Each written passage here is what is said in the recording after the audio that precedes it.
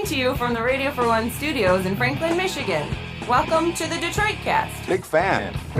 A show not just free of charge, but free of FCC regulations. Thank you for your support of the Detroit Cast. Oh, there it is. And without further delay, it's showtime.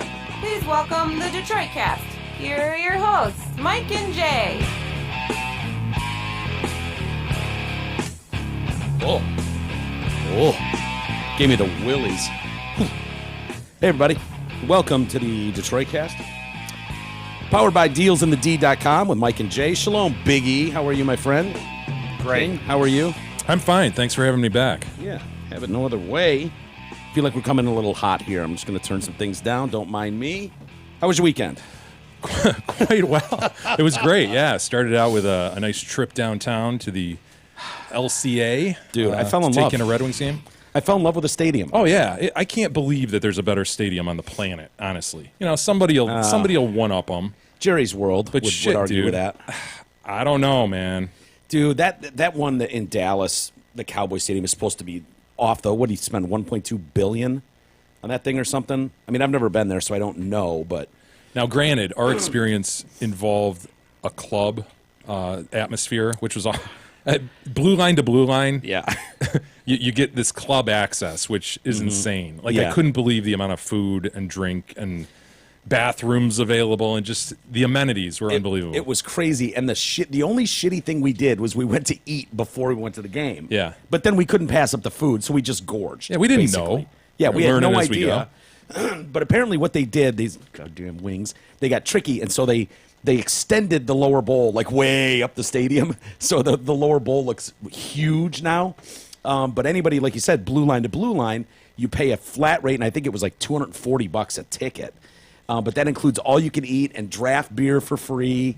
Awesome. Bathrooms, they have popcorn. Dude, the So food, I don't even, like, who cares about the wings game? Yeah, It was well, all about the restaurant we were in. That's the thing, man. When you watch the games now and everybody's going, oh, my God, I can't believe there's, like, nobody there. People aren't interested in these teams. I wasn't really buying into the idea that people were checking out the stadium and that's why the seats are empty. Yeah.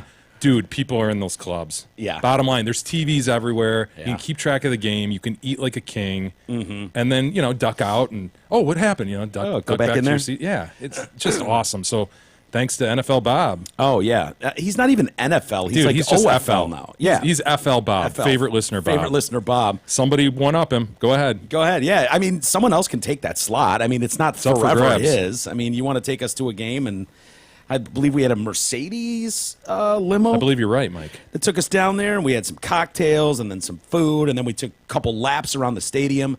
I can tell already how badass it's going to be. I know when they build these new stadiums and you've got the brick everywhere, and you can see right now they've just got fences and those sheets up like coming soon. Yeah, there's a lot to be built. It's going to make it even better just around the outside of it. Yeah, but there's going to be all kinds of fine dining and shopping. As E aptly pointed out, though, the coolest thing about that outdoor area, is that big video screen and that area where people are just going to convene. When these teams are good and in the playoffs, Yeah. they're going to draw another 8,000 people to stand in there and drink and At be least. merry and have a great time. They've got the DJ going. They got bars set up, and you can just walk up, and there's a big screen there. So, yeah, come playoff time when you can't get into a game, kind of like Waverly Avenue for the Cubbies when people Very congregate, and some other places where they put up those screens. But, yeah, it was amazing. And then the game was great, too.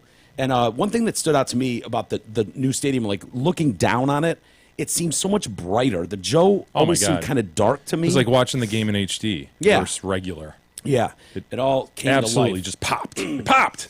And then we get a great game. This is the second year in a row we've gone to a Wings game on FL Bob. And both times we went into overtime. Lost in overtime, both. Yeah. Did we get to a shootout last time? We did. Okay, and this time it was just 3-on-3, which is badass to Oh, yeah. watch.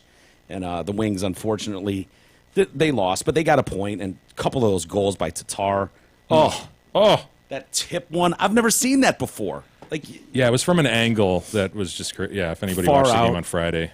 yeah. Pretty unique goal. Should we run down the food really quick? Should we just go through just a sampling of what we ate? at You the know, game? what I enjoyed most, I got to be honest, is those lamb chops, which they were kind enough to leave a little handle. You know, The boned lamb? Yeah, nature left a little handle there, and you just pick those sons of bitches up and just have another one. They're like bite size. They're beautiful. I was going for my little mini chicken fingers with my dips, and then my bowl of nachos, which was just like, Yeah, you guys went pretty fried there at the end. I was yeah, well, the beer started kicking in, and then it was like, fuck it, fried food's the best.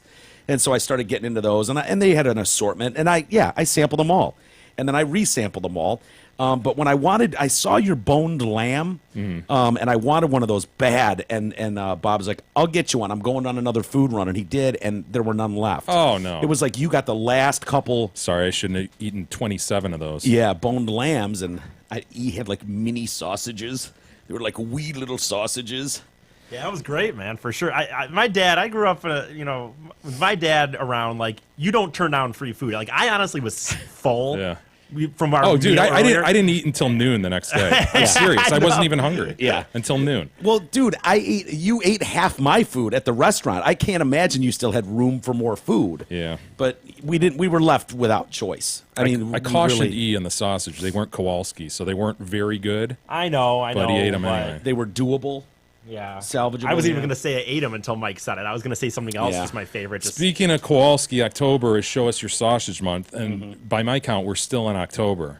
So, We are. listeners, you do have the opportunity to take a picture of your sausage, your Kowalski quality sausage, please. Yeah. Send it to us via social media, and you'll be put into the running, a drawing of sorts, Yeah. to win 6 months free of our members area content. Very good. How was the rest of your weekend? I know the boys were doing the homecoming. Yeah, the boys did homecoming, which was kind of cool. I'd never been to picture parties and all that stuff. Really? Not since you went to them. Right. Gab took care of them the last couple, I guess. So Yeah. I didn't make it out to those, which, you know, those are interesting. Just standing around with all these parents, like, so, all right, there they are. And You know, sent me one picture of like the boys and one of like Manny and his date or something. And it's like, I look at those kids and they just look so young. But then if I went and compared them, if I pulled out like high school pictures from our homecoming, Yeah. they would look the same. Yeah. Like those we were all so young, you know. Yeah, it was cool. They had a good time, so that's all Did that they- matters, Mike. What was their curfew? They were both home by midnight, I think. Really? Good for them. Wow. I think I was sleeping. Gab was up. Yeah, was up waiting. Is she one of those like No, she tapping actually the toes? She had to waiting for the go door? pick up Russell because Russell and his friends were at some party until midnight, and Yeah. but Manny drove himself home. So they were I'm both. impressed that Russell has the confidence to go with the pink shirt and a bow tie. It was balls. It's not a move that's reserved for the faint of heart, and he pulled it off well. The kids are I doing. was going to that say, stuff. I don't think it shocks me Yeah. at all right The kids now. are doing that. Really? Yeah. I mean, I wouldn't have been able to pull that off. Not a chance. but the not thing a is, chance. but if they tried to wear things, I mean, it's just how styles go. If they tried to wear things that Yeah, maybe if they you tried to did- wear pleated pants and a double-breasted suit, they couldn't pull it off. Okay, Mike, not like you. Fair enough. Fair enough. But I thought it was ballsy. I think he looked good. I hope they had a good time. They did. Anyway, E, did you do anything else exciting over the weekend or not really? Well, you know what? Actually, I will say one. It was an amazing weekend in Michigan. I ran a few times, but more so, my dad. Better late than never. Actually, you're right. I mean, you know, the sad thing is, He's working I was out in for pretty next year's decent race. shape. As he dude. wears his team dirt face shirt, it's kind of like rubbing it in. You know, like Yeah. Could have done The better. notion- Could have broken the top okay. 10 easily. Easily could have broken the top 10. You have no room to talk, and the Dude, you know how bad I wanted to participate. They wouldn't allow it. Okay, They wouldn't allow it. You know how sensitive I am to that. So thank you. You're right. That's my fault. Anyway, really, more what I was going to go to though is my dad is painting our house right now, and Inside or out? outside, and he Well, was you better gonna- hurry He because was Yeah. he got no, I know he kind of was finishing it up this week. Their or whatever. house is just going to have leaves stuck all in know. this, all the paint as it's drying. it's texture. It's going to be a At least nice look. You know, okay. Well, he's anyway. Whatever. That's not the point. The Were point you is like helping him? Why weren't he you was helping asking me to help him, and it was gonna Reasonable he was request. I was gonna do it Saturday, and I was like, okay, yeah. After my run, I'll help you. And then he's doing a few things, and he goes, okay, now just climb up the ladder. And I want you to, like, when I do that, I'm going to kind of broadly do it, and then you'll take this little one and kind of just correct the mistakes a little bit here and there. Dude, my fear of heights, I can't climb a ladder. I can't. so were you able to bow cannot out? climb a ladder, dude. I was up, like, maybe How high? eight Oh. feet, and I'm just shaking. And I just, Was it enough to get you out of it? Yeah. Oh, well, how convenient. He finally Yeah. just was like, I'll just fucking do it. That's what he was waiting for. How many times has E's dad uttered those words? Get out of the way. Over I'll E's just fucking do it. 39 years in existence. Shit, I'll just do it. Dude, I will say Get out of this the was way. not a cop-out. I really was going to help him. So, E, the but obvious question is, why didn't you just switch roles and you do the rolling and have him go he up didn't on the trust ladder? me to do that part of it. So fair. Fuck it, too. I'll do it myself. So I ended up just sitting there, though. Like, I still sat there and watched Supervised? him paint, and then I just talked to him for a few. Boy, I bet that was great for him. Fuck, got the worst of all worlds. Yeah. And then I helped. Yeah, I did help. an unfiltered E in your ear is that is not something most people would seek out. I know. We were talking about running. So how and far? this and How that, far, and- by the way, into fuck it, I'll do it myself? Like, were you already halfway down the ladder when he got to Well, fuck it? here's what happened. I was like climbing up, and like I said, I think I was probably about 8 feet up, maybe. And I just honestly, I was so scared. I hate heights so bad, and I don't like climbing ladders. That was actually higher than I've climbed in the past. And he starts going, "Okay, come on, let's go, get up there." I think we and need I'm just to, like, and I'm just like. I think this is a curable fear. I think what we do is we take one of my ladders out, and let's get him up 10, 12 feet, and then just push him over and just be like, dude, see, it's not that bad. You fell Yeah. on the grass. You're all right. Dude, they say, Just for dust one, your there was shoulders not off, you're grass okay. over where we actually have this area where there was some rocks and stuff, so I could have fallen down on these rocks, but and then so I was just kind of shaking like a nervous animal, and he's like, "All right, just come on down." So he just saw you shake and was like, "Oh my god, he can't." Yeah, he kind of just kept Oh, yeah, saying, that's like, my son. "Get up there." Fuck it, All right, I'll let's do it go. myself. I know. Oh, hey. I really guy. felt bad, actually. Okay. Yo, everybody. The Hamlin Pub supports the Detroit Cast, so let's make it a point to support them. With locations in Rochester Hills, Clarkston, Chesterfield, and 2 in Shelby Township, you know there's one near you.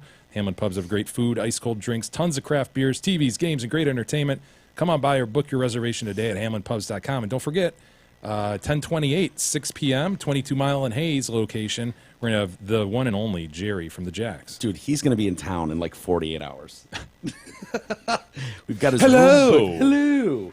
Dude, listeners have been stepping up, man. I'm getting texts and messenger messages. Do they want to check him out like a Dude, book? a listener's picking him up at the airport. Sweet. He's like, dude, I cannot make it on the 28th, but I have to meet this fucking guy. Can I please pick him up at the airport? I'll That's just take him. really astounding. I'll take him to the hotel. I'll bring him over to the studio if you need the next morning, whatever. But I got to meet this guy. I don't know if there are any guys who want to get together and jack off once. And he did say that he would jack off with Jerry. So this is Really? gonna work. No, but I'm gonna. You know what? Yeah, now that you're I gonna circle speak for back, him. I'm gonna say, dude, I love the offer and all, but he's looking for someone to jack off with. So if you wouldn't mind, That's otherwise creative. I'm just gonna have Uber pick him up. You know, your call. Put the ball in his court.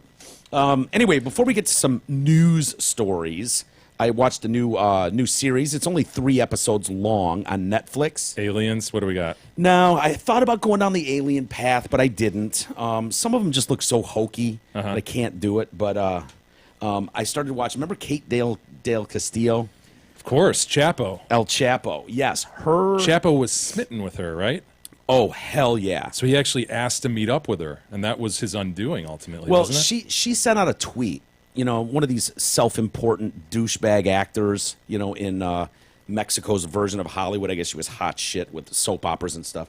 And so anyway, she sent out some tweet basically saying she had more respect for El Chapo than she did for Mexico's government, basically. And he saw that, and he's been watching her DVDs. She did some like gangster show where she was playing a narco, and so he was all hot for her anyways. And so anyway, that's how that ball kind of got rolling. And then you remember, all of a sudden, Sean Penn, who is, I don't know, first ballot Hall of Fame douchebag. And I watched this thing, and I was like, this guy is such a fucking douche. Were those two I linked can't up when they believe went it. and met him? Was that the deal? Yeah, they Sean went Penn together. linked up with her. Okay, and he was writing his essay for Rolling Stone or Yes, something, right? yes, which is the twist in this thing, because we've never really heard Kate Del Castillo's story, and that news broke that El Chapo did this interview with Kate Del Castillo and Sean Penn like a day before that story came out, and so they rushed it out. But Sean Penn didn't tell her he was writing that article and looking for an interview. She thought, you know, El Chapo had signed over the rights to his life to her to do a movie about him, and he gave her full control. And so she thought Sean Penn. All she had to do was bang the chubby little dude, huh? Probably. And there were a lot of rumors about that she was knocked up and it was Chapo's kid and all kinds of all the paparazzi needs to do is get one picture of her like with her hand on her stomach walking down the street and it's like, oh, pregnant. Right. So anyway, Sean Penn doesn't tell her that he's writing this article. He's kind of got her strung along believing that he's working on this film and he's got Oliver Stone in his back pocket. And she's like, this is amazing. He's got access to everybody. So, but he wants to go to Mexico. It's Jeff Spicoli, for God's sake. Of course. And so this asshole gets paperwork from Rolling Stone saying that he's a journalist, blah, blah, blah. And he's working on a story. And he also gets journalist papers for the two guys that are filming that are with him. He didn't get anything for Kate, though. And basically, those papers are really important whenever you're interviewing someone like Osama bin Laden for Time Magazine. It gets really sketchy. Like, can you interview those people? Can you talk to them? What's going on? How are you doing this? Like, these most wanted people, they don't want you around. So if it's under the idea of journalistic integrity, you can get away with a lot. Kate didn't have that, and so the government's coming down hard on her now, still to this day. For like aiding and abetting this guy somehow? Yeah, they were trying to say that, Chapo gave her money. Remember, she had some tequila company. Yes. And it's like, did he give her money for that? Is she laundering money for him? And she's just like caught in the middle of this. Holy shit. So she lives in L.A. now. She's not even in Mexico. But Sean Penn, so they get there. Finally, they go through the weeds and everything. They go on their 8-hour shitty plane ride and land wherever. And they go to this meeting with Chapo. And a few minutes into it, Sean Penn, this dope-ass idiot American, he's just like, Kate, can you ask El Chapo if it's cool if I interview him now? And she's like, ¿por qué? What? She doesn't know anything about it. She understands that she's sitting with the cartel boss from the Sinaloa cartel, like the most vicious, violent, and she's Mexican, so she understands how sensitive this is. And fucking Spicoli comes in and springs this on them. This guy doesn't even know who Sean Penn is. Ooh. He doesn't know he's never heard Sean Penn's name. And he's so enamored with Kate that he's like, I guess. And Sean's like now? And the guy's like, I just met this fucking clown. Can we have dinner and drinks, blah, blah, blah. And so he doesn't want to do it now. And so Sean's like, and Kate's just fucking freaking out like, dude, what are you doing right now? You realize we could all be murdered right now. And so he ends up going, how about we come back in like 8 days and then I'll do my interview with you? And this guy's like, yeah, dude, you're not coming back here. Sorry. That's not going to happen. He's like, okay, well, totally unaware of the surroundings and the people with machine guns all around that would take him out in the fucking blink of an eye and not think twice. Can we get a picture, proof for the magazine so that they know I was here? And he's like, yeah, I guess. And that's why those famous pictures we saw. Right. And then he basically just had dinner with him, right? Yeah. And that was the extent of it turned out to be just a shit-ass interview, right? A shit-ass article? Well, it ended up they didn't do any interview there. And finally, anyway, Sean starts falling for Kate Del Castillo, and she starts falling for him, of course. And this was never known, but he's working her over, like, well, just help me with this article, and we need to get these questions to El Chapo. And so she's like, hey, Chap, can we send you these, we'll send you a USB stick with these questions, record it on an iPhone, and get us the file back. That's and then right. Remember Okay, that stupid video? Yep.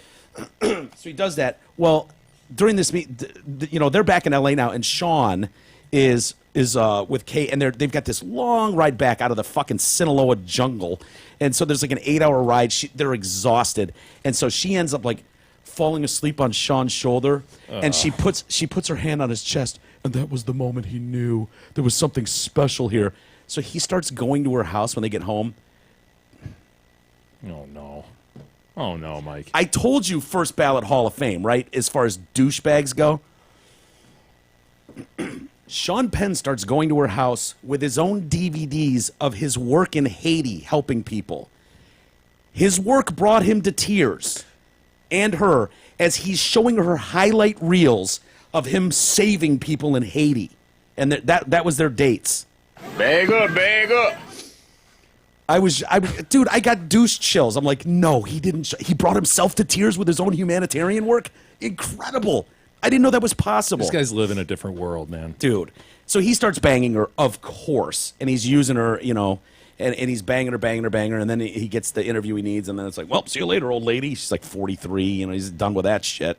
And so she hates it. But it's fascinating to see how hard she fell for Sean So this is on Penn. Netflix? Yeah. Okay. It's only 3 episodes, but, a lot of it is Kate's story. And Kate's not very likable, to be honest with you. That's just my personal takeaway. But it does sound like the Mexican government is kind of fucking with her. And, so she's filing lawsuits in Washington and blah, blah, blah. But anyways, it's an interesting watch. I will check it out. Yeah, if for nothing more than the few scenes where you see Sean doing humanitarian work in Haiti and knowing that it brought him to tears and they had good cries together, watching how great of a man he is. Did he hit the Katrina humanitarian aid or just focused on Haiti? They mentioned Haiti, but I imagine he brought over discs of all his Here's great me in a work. canoe over here, too. Yeah, she's like, whatever, dude. Bring over like Fast Times at Ridgemont High and let's have some serious fun. Like, why am I watching you pulling people out of a river? Hey, as we roar into Rocktober, Ram Power Days at Zott M59 Dodge Ram continue to blow away the competition. Due to unprecedented demand, Zott has extended the remarkable 169 lease on the new 17 Dodge Ram Bighorn Crew Cab 4x4. Yes, it's a mouthful, but 169 a month lease keeps your pockets full. Folks, this is a loaded $45,000 Ram truck, and they have 175 to choose from, only from dealsinthed.com. Thank God for Harbinger Weinstein. I'm so grateful that Harvey Weinstein was as big a fucking dick and creep as he was. Because it's People keep coming out of the woodwork as to him, and then others are bringing their stories out about others, right? Yes. Yeah, it's interesting. I just love it because, it would just be the sad story that it is if it wasn't for the fact that the entire industry is fucked. Is just this morally soapboxing, above everybody, smarter than everybody, judgmental of everybody, and to see them brought to their knees by these people and the lives they live. James Toback is the latest. He's a director, writer. He was nominated for an Oscar for directing, I believe, Bugsy. Bugsy. Remember that movie? Yeah, Bugsy. Bugsy. He also did a film called Black and White, Two Girls and a Guy. Not to be confused. Those last two sound like pornos. I know, Two Girls, One Cup. It's not to be confused with that one. But this guy is a fucking asshole. Yeah. And I'll tell you about some of the women he encountered. Weinstein-esque. Very Weinstein-esque. And I think, again, tip of the iceberg, man. These guys, he's about his age, 72-year-old guy now. For decades, he's just been harassing the shit out of everybody. And he would prowl the streets of Manhattan looking for attractive young women, usually in their 20s, sometimes college students, on occasion a high schooler. Why not? He approached them in Central Park. His opening line had a few variations. One went, "My name's James Toback. I'm a movie director. Have you ever seen Black and White or Two Girls and a Guy?" And they go, no. And then what does he say? And it says probably not. Usually the answer was no. Whatever, weirdo. So he'd start to drop names. He had an Oscar nomination for writing Bugsy. He directed Robert Downey Jr. in 3 movies.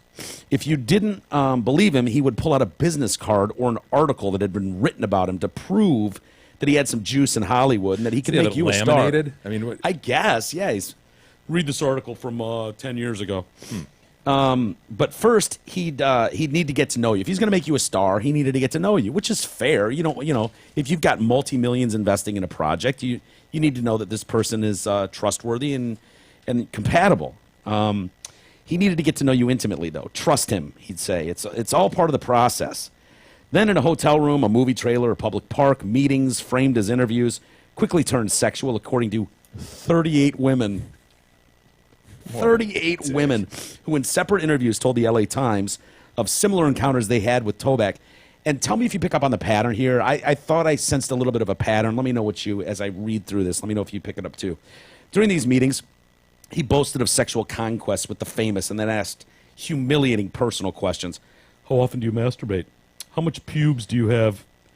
He'd tell them that How much pubes do you have? I can't properly function unless I jerk off several times a day. And then he'd dry hump them or masturbate in front of them. Sure. Ejaculating into his pants or onto their bodies and then walk away. Needs to be better trained. Meeting over. As soon as he came on them or in his own pants, meeting over. That seems like a weird ending point. The women's accounts portray Toback as a man for decades who sexually harassed any woman he hired. As is often the case with crimes of this nature, none of them contacted the police. He denied the allegations, saying he'd never met any of these women, or if he did, it was for 5 minutes, and he's got no recollection. He claims the last 22 years it would have been biologically impossible for me to engage in this type of behavior because he had diabetes and a heart condition. Diabetes. Yeah. Does the diabetes mean you can't jack off on a woman's leg? I I never didn't think heard so. that. I didn't think so. I mean, I've heard you lose a foot, Sure. all that kind of stuff. You got to change your diet, but I never heard, like, you'll never be able to jack off onto a stranger's leg again. Nope. Never heard that. Anyway, the way he presented it was like, this is how things are done. So this actress, Adrienne LaValle, said of a 2008 hotel room encounter that ended with Toback trying to rub his crotch against her leg. The leg. Yeah. When she recoiled, he I mean, stood up. if you're he gonna stood molest up. somebody, why are you going with the leg? Well, He's a leg manny. I guess. Like I said, E, pay attention. big or You're gonna go see, home. you're going to see a pattern emerge. Okay, he likes the leg. from this. So she recoils. I mean, prude. And so he stood up, jacked it into his own pants.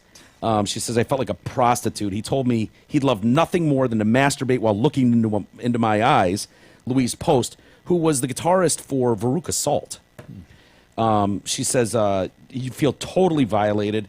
Going to his apartment has been the source of shame for the past 30 years that I allowed myself to be that gullible, she said. It's a common thread among the women I know. After someone mentions they were sexually abused by a creepy writer-director, the response is, oh no, you got toe-backed. Oh, man, it's a verb. Yeah, exactly. He's become a verb. It's a verb. Karen Sklar said this. She's a New York drama teacher. She said in 97 she met with Toback. Ended up with him grinding against her leg. He's not a household name, but he has amassed a solid body of work over the last 4 decades. In 74, his debut, The Gambler, starred James Caan. He did 3 movies with Downey Jr. They don't say which. Remember that documentary that Mike Tyson did like a year or two ago? It doesn't ring a bell. I think it was like he did a one-man show, but I think it's just called Tyson. I think you can watch it on Netflix. He did that as well. And then he got nominated for Bugsy. Toback liked to push the envelope sexually in the 2004 drama, When Will I Be Loved? That opened with a 5-minute shot of Neve Campbell masturbating with a shower nozzle. Off-screen, he constantly brought up those provocative scenes, saying the majority of the women interviewed by the Times to see how far they were willing to go. The more time you spend with them, the weirder it gets. In his trailer on the set of Black and White, Toback knelt in front of actress Echo Dannon, put his hands on her thighs, telling her, if you look into my eyes and pinch my nipples, I'm going to come in my pants right now. This guy's jeans creative. must be getting tight every single day. You know what I mean? She resisted. Eventually, he backed down.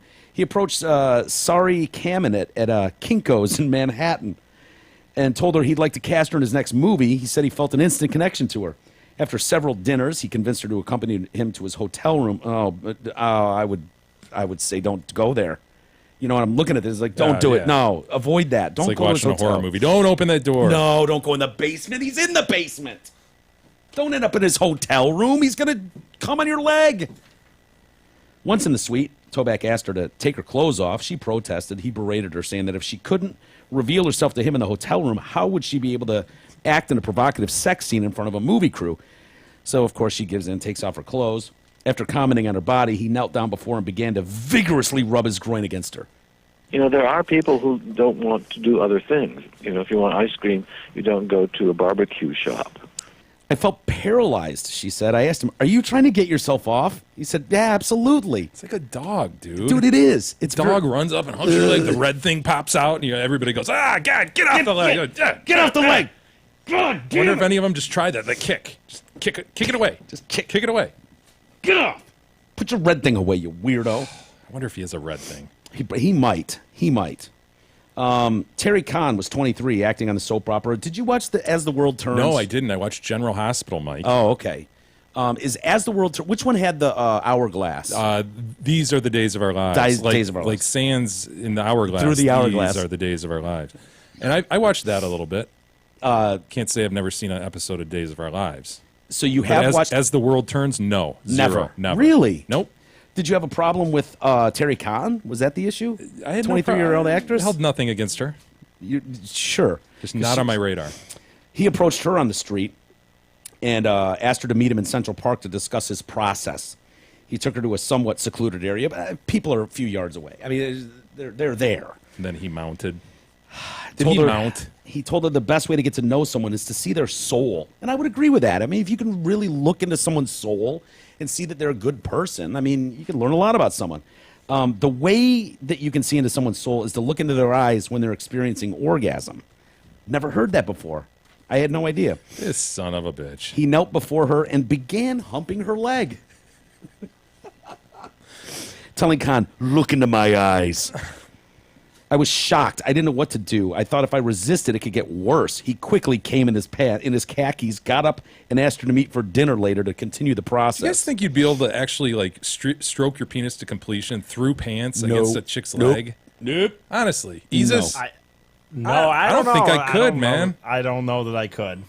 I don't think I could either. Do we have a homework assignment, gentlemen? I think, dude, I mean, honestly, could you do it? Yeah. I think it would take you 20 hours. I think like it to would wear chafe the khakis. shit out of your dong, right? And you're just like, Gab, just stand there for a second. And you're just like, yeah. Dude, that would take you out, not in minutes, seconds. This guy came Dude, I would immediately. create fire before I created an orgasm. Well, and it's not. I mean, it's the leg. It's not I like know, he's rubbing dude. up against the vagine or the ass. Well, and it goes back like, to this wolfy sweet spot, this thing underneath. I think maybe this guy, like, is he rubbing it like from He's got to be underneath? rock. I mean, just fucking rock immediately. I feel like you need something around, the panoose to. You would think something, yeah. You know what I mean? But I don't know. It seems to work for dogs. Yeah, but they're so pent up. They're just. Yeah, red thing, come. Right. It's almost immediate. So so she ignored his calls. He wanted to meet dinner later. Let's continue this process. She blew him off. Chantel Cousino, 19, living in Toronto, when she says she was asked to meet Toback for an audition for Harvard Band in 2001. Encounter began in a hotel restaurant, ended in his room, with Cousino prepared to walk away after Toback kept talking about masturbation. When she reached the door, he told her, calm down, you've got the part. During a rehearsal for the monologue in which her character looks directly into the camera, she heard Toback 10 feet away on the other side of a half wall where the set's portable monitors were located, grunting, his hands rubbing vigorously, loud and rapid against his windbreaker pants as he jacked off on the set. See, this guy does have an advantage, though. He can come without pulling his dong out. I know. That still counts, though, as assault, right? Yeah, it's. I mean, I don't absurd. need to see your dick to be assaulted by Right. it. I mean, this guy's just a monster. Dude, think about how many people on a set, you're just like, through your windbreaker pants. Yeah, yeah. And then he lets out a howling grunt when he comes. What's a howling grunt? E, give us an example. Yeah. I don't know what. Give us your best howl grunt. Toback. Howling He's a grunt. big guy. Howling. He's coming. I don't he's even know how to he's having his Come on, E. Howl and grunt at the same time. Come on. It's a howl. Like how? Oh! Okay. That's a great howling grunt. E, come on. Come on.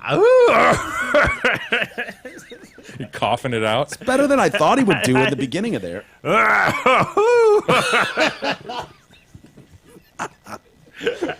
Not bad, E. Not bad. Imagine if that's what I made. Thought he was about to eat a Tootsie Roll sucker there. 1, 2, 3. So so he comes and then he with issuing a pronounced grunt. Toback told the crew, 15-minute break. 15-minute break. So that when we return to the Gotta set, go reload, man. What an asshole! Just now he's on set yelling out, "15-minute break, everybody!" imagine the stains in his pants. Like that Just an doesn't just animal. end There's in your interns underwear. and Like there's it, grips everywhere, and like there's lighting and the lunch. Everything's set up for these scenes to be made, and it's like remember when we were on the at the Lions practice that day, and Russell came over to us? Yeah, I do. I Man, remember. I'll never look at our forget. linebackers coach. Man, he shit his pants. And the guy's out there, and he's so fucking intense. He's wearing gray sweatpants. He's got a streak down the middle of his fucking ass Yeah. crack. And it was like he was so into it. I just imagine Toback like that on the set with just a giant cum spot in his Yeah. pants, just like, and action. Like, how could you possibly take him seriously? So he excuses everyone on the set for 15, and then he excused the cameraman and sat 2 feet from Cousino's face as she delivered a monologue. It's the first time she'd ever been on film. I felt so violated, and there was my abuser inches away from me. Several of the women interviewed quit acting They just quit acting altogether after they met Toback. It was like done. Some returned to school. Some got married, buried the incident. Then the Weinstein thing hit, and it kind of drudged up all these memories. Many women remain afraid. Many of Toback's alleged victims say he bragged about his mob connections. Several women said he told them he killed people.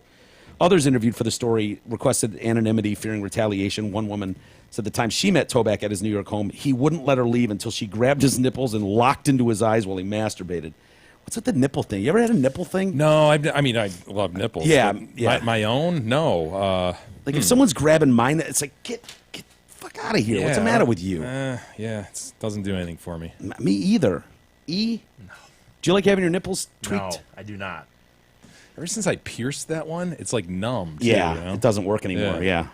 So, ladies, keep that in mind. Another well-known Oh, actress let's not discourage. Just had saying. an experience in 2000 in an LA hotel room. Toback told her he felt a connection with her, but she needed to display the sexual confidence the role required.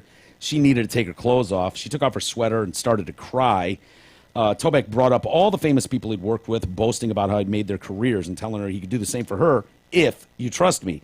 She thought maybe he was right, but she still wanted to leave, so she puts her sweater back on. He blocked the door and told her he needed to ejaculate, and she must help him. Got to get that last nut off. Well, then he asked, do you mind if I bang you? She's trying to run as she's got her shirt off, and he's like, I know you want to leave it. Hold on really quick. Do you mind if I fuck you? She's like, no, you're not going to bang me. He's like, all right, how about you just jerk me off really quick? No. So she goes for the door. He told her she couldn't go unless he had sexual release. All she needed to do was pinch his nipples and look into his eyes, and he would press himself against her and come in his pants.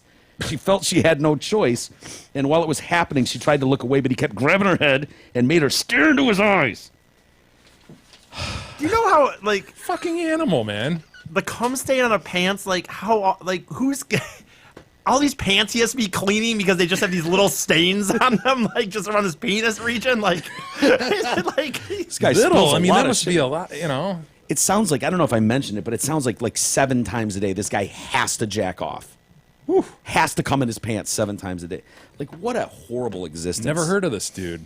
No. So, yeah, like you said, like you started out, we're glad Harbinger brought this to light. Yes, it's all coming to the forefront now. Toppling these assholes. Yeah, and I'm glad to see it, dude. It really is awful to think about how many people have been so violated for so long at the hands of these powerful, powerful men. Bill O'Reilly.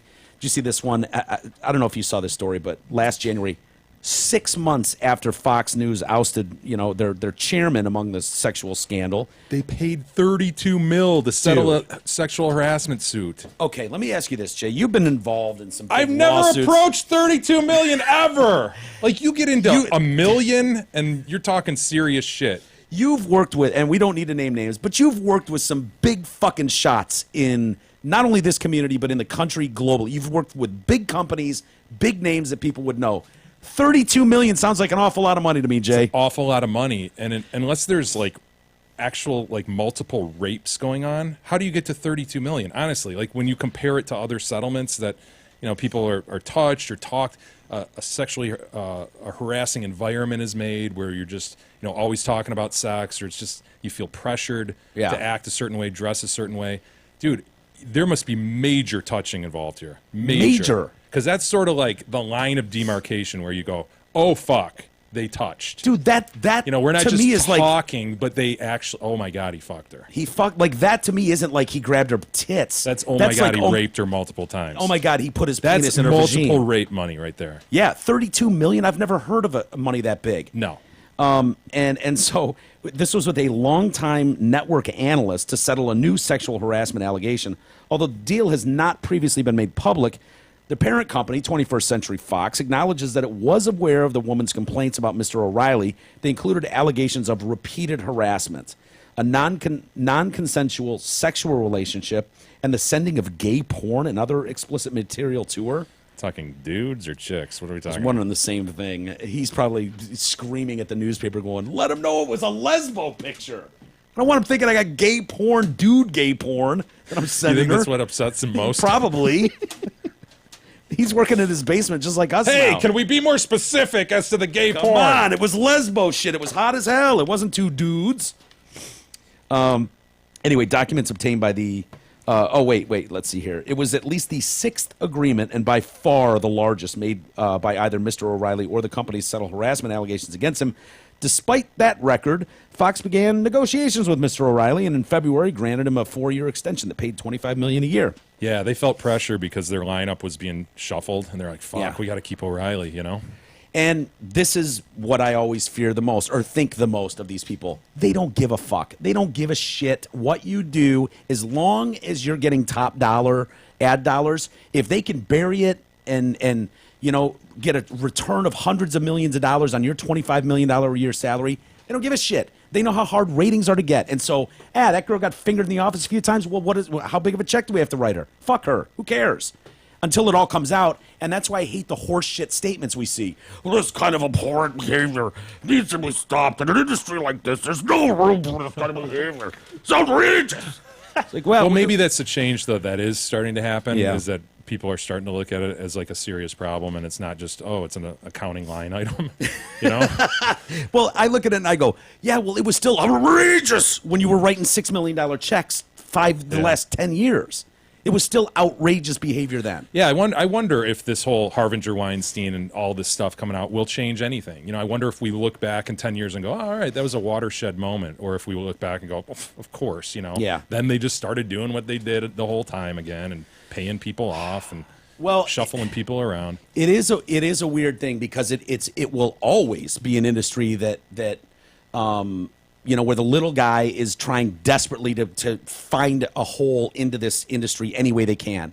And it becomes desperate, and these people always have ultimate power. Mm-hmm. And so I don't know how you keep a total lid on that. I mean, that shit's just going to go on. I don't think these people are going to police themselves all that well. Right. But, yeah, it's awful, man. And this is a little twist on it.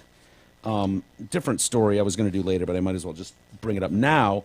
Because Corey Feldman, I don't know if you saw, he was charged with possession of weed over the weekend. He was putting on one of his shows at some venue, the Heavenly U.S. Angelic Tour. Oh, that he's on sure. right now. Isn't this what we saw on like the Today Show or something? Yeah. Where he like comes out like all dark with a hood on, and he's got angels and demons around him. It's quite a show. It's awesome. See if they're coming to Little Caesars Arena. Okay, yeah. See if they're playing in the parking lot of Little Caesars Arena. Yeah, do you have the Today Show thing? This was so embarrassing. I felt bad for him. I was like, oh, no, Corey, please don't do that. Please. Yeah, here they are. He's an artist. Is he a mime? All she gonna do is twerk. Hit the club. Tell him. Oh, my God. Oh, God. Is that on the screen? No. Actually, Should put it up there. Poor guy. For a second. Yeah, poor guy. I mean, you just feel bad because it's like, what is he going to do? He's not going to go be a dentist. Like, he's stuck. Yeah. He's going to be wearing goth robes and dancing around because the Today Show will have him on. They'll keep putting him on no matter what. He's got just enough clout to keep swimming in this, you know? Yeah, and the more he bathes in this elusive child porn ring in Hollywood, he's going to always be able to kind of eke his way in there. I'd like to see the end of this, actually, like not now, but I mean, I would really look to have seen their reaction to this. Like, they have to pretend like they have to get on there and be like Lauer and shit, you mean? Yeah. Have to walk up and shake his hand and I'm interested to see how Savannah Guthrie reacts to this more than Lauer. What's Guthrie's reaction like? Oh no, he's got a Feldman. Look at Feldman. I don't know if it's gonna go. See, it's gonna just end there. Woo! Yeah, That might have been Guthrie. Someone had to woo. Someone had to were woo. they- Jay, you've been in here. You've been in this room, and an uncomfortable joke lands, and it's like, if no one reacts, whoa, whoa, not good. Anyway, he was charged with one count of possession of marijuana. I think this is a setup, man. I think this is the child porn ring people setting him up here to discredit him. To take him down with a little bit of weed. With a single really? weed charge. Is that even illegal anymore? That's what I was gonna say. Like, where was he, man? Like Utah or something? Yeah, he was in Louisiana. Louisiana. He was released after he's going to have to pay a small fine. Hope he learns his lesson. He was due to perform at the Live Oaks Bar and Ballroom Saturday, as like I said, as part of the Heavenly U.S. Angelic Tour. The performance was axed. He did go over there and hang out with people in the parking lot, though, which isn't bad. This guy. It's almost better that the show was axed, honestly. From what we've seen of it, it's probably better this way. You know, and if you can go in the parking lot and get a handshake and an autograph, that's even better than having to sit through that performance. Still hugely interesting, these allegations that he made years ago, about the pedophile ring in Hollywood. Well, here's the thing. I don't know if you saw it, but over the weekend, so that was Saturday, 2 days earlier, so I guess Thursday night, he said that he sparked a new call for justice, and he shared a lengthy message and said, "For the record, I will not be going on a talk show to disclose names of my abuser or any else's abusers, so please stop asking me to do so. Going public at this stage would be a fruitless endeavor and may endanger my family. That said, I am working on a plan that may be a way forward to shed some light on this situation. If I can figure out a way to get actual justice, nobody should live their lives in fear except those who committed these heinous crimes in the first place. I have faith God will see this through." And so, yeah, he's talking about the child porn rape, so why can't he name them? Yeah, I know. It You know what I does mean? make you wonder. Because here's the thing. The storm that's going around right now, if he came out, even if they did go perfect after him, time. it's the best time. Like, he would get so much support. There would be fundraisers if they went, they're suing him for $100 million. Fine. Someone will donate $100 million to him. Whatever. I think Feldman could raise $100 million. Come on. I think he could Come on the on, back Mike. of Harbinger Weinstein and James Toback. $100 million? Woo! Maybe not $100 million, but Think he could get $10 million? the thought of him being fucking sued Feldman. for $100 million by the guy that butt fucked him when he was a little kid is outrageous too, you know? There's a little bit of irony there. Yeah. When is this stuff going to end? Jay, you brought me this story. Middle school football team in Virginia. Oh, God. Police are investigating. Middle school football team. What do you think they did? Hooty-hoo! Yeah, that's based on the. I don't think there's normal hazing, or at least what I consider normal hazing anymore. So I mean, Doesn't make the papers. right? You gotta freaking gotta be You gotta go insertion of a big. butt, right, or something. It's gotta be a butt. or race. I guess. Remember the last one that was reportable, that was worthy? They stuck a coat hanger in his butt, Yes. and then they kicked it. So, boing, Yeah. boing. We refer to that as the boy. I think just like, I think just like dumping All some water on people, or let's throw them in a pond. we isn't gonna- duct taped his arms to the goalpost. All I have to say in this room is, remember the boing, and everyone's yeah. like, oh, fuck yeah, oh, God, yeah. Hooty-hoo. Was that hooty-hoo as well? No, Hootie Hoo was different, man. Was it? But this one involves race and butts. Race makes it even worse. It just, like, look, every black guy out there apparently thinks all white guys are racist and evil, and this shit doesn't help. We're being stereotyped. That all white people are fucking devils. That guy thinks we're all I fucking know, devils. that certainly doesn't help. You're exactly right. Parents were outraged, as they should be, over this incident. It occurred at the Short Pump Middle School locker room. What kind of name is Short Pump Middle School? I don't know why it's funny, but it's funny. Fucking me. Short Pump Middle School. What the hell would that be? I don't know. It's just funny. So this is back on October 13th, while advocacy groups have called for a federal investigation. Calling for a federal investigation when it involves middle schoolers seems a bit much to me. It's a hate crime, Mike. I know, but Read the details. It's a hate crime. the clip in question starts off with a simple question. Ever wonder what happens in a football locker room? All the black football players were held down on the floor while their white teammates dry humped them and shouted racist comments. What's up with you blacks? One student can be heard saying. Another says, we're going to fuck the black out of these African-American children from Uganda. Oh, my Really? Really, gentlemen? I don't know if they know how sex works exactly. Yeah, they're not going to fuck the black out of anybody. I don't even know if these kids are from Uganda, but it's not possible to do. Their sex ed teacher Failed them? failed them a little bit here. Well, I thought Mr. Green was going to bang Mrs. Connolly, so what did I know? Your two sex ed teachers. Yeah. Anyway, the principal, Tom McCauley, called the actions in the Snapchat clips appalling, disturbing, and inexcusable. Do we have a clip?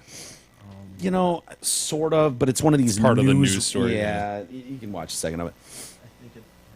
This black coach here. If my kid was on the bottom of that pile, I'd be angry. I took the video to Henrico supervisor Tyrone Nelson, who believes the school system should take action. Are these kids playing around with? Or was this some type of racial there's simulated situation? sex If going. it is young kids being held against their will and being sexually manipulated, then that's one thing. Was it something that not everybody was okay with. No, they were not okay with it. Was he in a position to even really defend You himself? have multiple No. kids bending He over had other people kids. that were straddling over top of him. Racism should not be tolerated.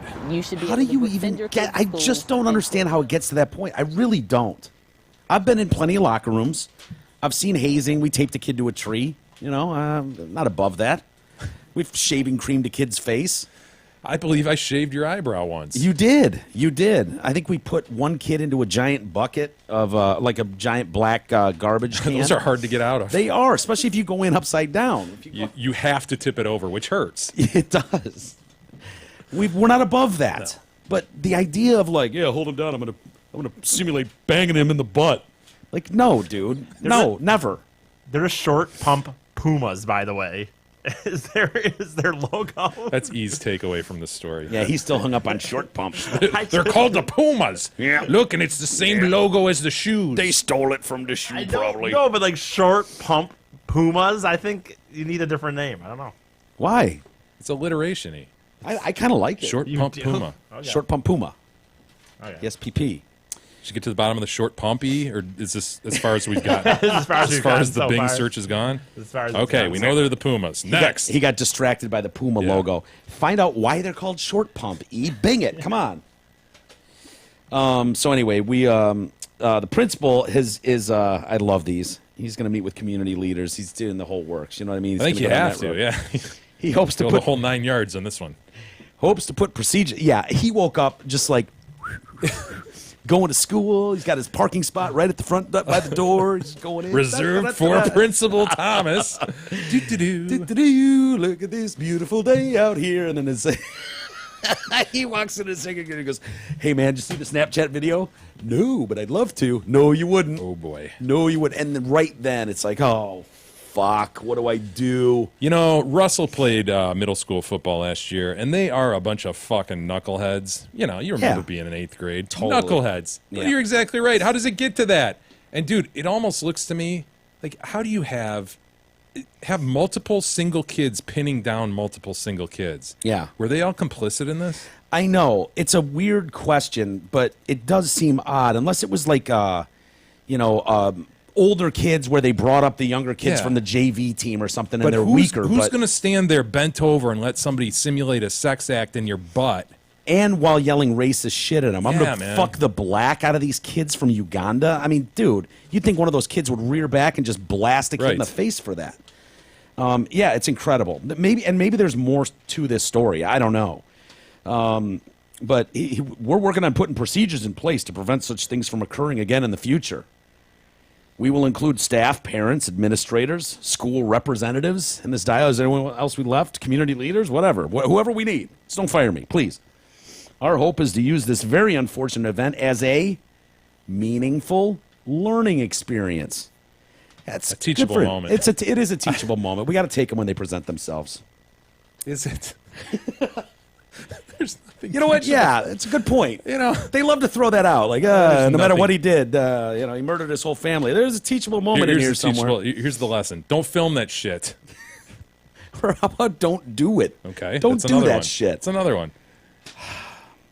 The short pump middle school football team has already forfeited the rest of their season. Well, that's not fair to the Ugandan kids. What did they do? Can they suit up? They at really least? got fucked in the ass on this whole thing. They sure did. That's terrible. The officials said they will continue to hold practices, though. So these poor Ugandans got to practice all day, and they don't even get game time. They don't get to put war paint on their face and go Right. out there and ooh, I'm a warrior. and go out there and knock skulls in front of the whole school and The chicks. bicep bands on. Hell yeah. A mandatory component of practices will be discussions that focus on reporting responsibilities, accountability, ethics, sexual harassment, and racial tolerance. So he's spitting out all the buzzwords, and the town appears pretty satisfied with the school. Do they? Yeah, and they're like, well, at least they acted on it relatively fast, and they're using all the buzzwords, community leaders, responsibility, teachable moments, all Are those these- kinds of things. Boy, how does it? I don't know. Whatever. I mean, we've been over just how atrocious an action that is. Well, I don't know. I don't remember, and maybe I'm wrong, but it seems like whenever I was in organized sports and you end up in the locker room, it doesn't seem like you were left alone in there without some sort of adult at some point being wandering through to an Yeah. office, sitting in an office nearby. Yeah. Yes, a coach is there. Hey, knock it off, knuckleheads. Let's go. Yeah. You know, and usually it's the last 10 minutes before your parents are picking you up and you're kind of rushing in there and get cleaned up and then you get out of there. It's like, where would these kids have the time to like pin each other down and do all this shit? Like, It's odd. better supervision, I think, is what's needed. All right, E, what did we resolve? It is here. Where is it? It was named for the short-handled pump that was located beneath the porch of a tavern located in this region. This area was, That's the Like best the they could Revolutionary do? War days or something, I guess. Yeah. Really? They found a short-handled pump underneath a bar, and they were like, "Now let's name our school after it." Well, the town is, It's a bit random, but yes. named after it. Population of 25,000 or so. 25,000? Yeah. What do you guys got this weekend? Oh, we got short pump. Just sounds weird. A little bit. All right, let's take a break. Miguel Cabrera. Oh, Miggy. Oh, Miguel. Oh, Miguel. Oh, Michael. Oh, Miggy. What are you doing? We'll get to Miguel and more next.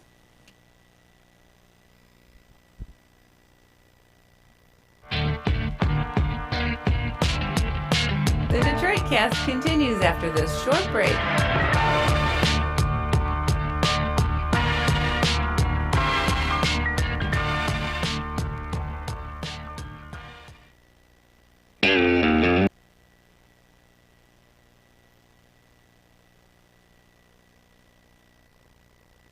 And welcome to the information line for the San Francisco Jacks, where you too may see the thing itself.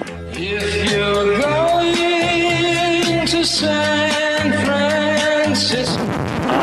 Not so fast. Hi, Detroit. It's me, Jerry, the voice of the San Francisco Jacks. And I'm not going to San Francisco. In fact, I'm leaving San Francisco and making my first trip ever to Detroit. Welcome to motherfucking Detroit, goddammit, Wonder Boy. You may have heard my voice over the last 20 years, but now you can come out and meet me in person. Thanks to my friends Mike, Jay, and Big E from the Detroit Cast, I'll be in town. I hope you'll all come out to the Hamlin Pub at 22 Mile and Hayes Road in Shelby Township, starting 6 p.m. on Saturday, October 28th. Mark your calendars. Plan to come out and hang out with the entire Detroit Cast crew and me, Jerry, the voice of the San Francisco Jacks. Once again, that's Saturday, October 28th, starting at 6 p.m. at the Hamlin Pub on 22 Mile and Hayes in Shelby Township. Come one, come all. We'll take pictures, drink beers, and have a blast. That's my promise. Woof woof. Detroit City. I said welcome to Detroit City. J.O. play only. No cocksucking, no butthole play. Everywhere we roll, that's go round, and they all know tricky. That's what's good when they all say tricky.